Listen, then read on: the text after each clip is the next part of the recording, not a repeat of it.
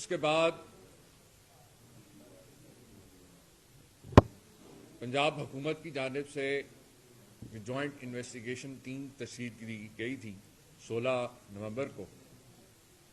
اور اس کو جو ٹاسک کیا گیا تھا اس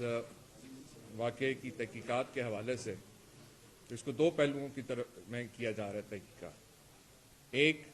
جو اٹیمپٹ ٹو مرڈر ہے اور ایک پاکستان تحریک انصاف جو ملک کی سب سے مقبول ترین جماعت ہے، اس کے سربراہ کے اوپر قاتلانہ حملے کے حوالے سے جو سارا یہ سازش ہے، کیونکہ آپ کو پتہ ہے کہ پاکستان کے اندر ایسے واقعات کی ایک تاریخ ہے، لیاقت علی خان سے لے کے بے نظیر بھٹو تک، کس طرح سے سازش کے تحت یہاں پہ قومی لیڈروں کو جو ہے نشانہ بنایا گیا، اور پھر جو ہے اس کی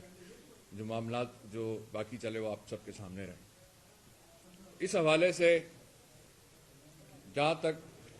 ٹیکنیکل جو ہے اس کی انویسٹیگیشن، اس کی فورینزک رپورٹس، باقی جو جہاں تک ٹیکنیکل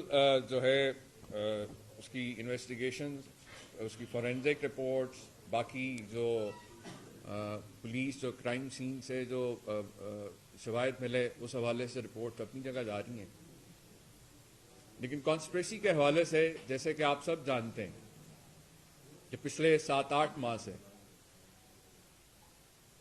ایک مخصوص بیانیہ جو ہے عمران خان صاحب کے خلاف جو ہے قائم کرنے کی کوشش کی جا رہی ہے۔ پاکستان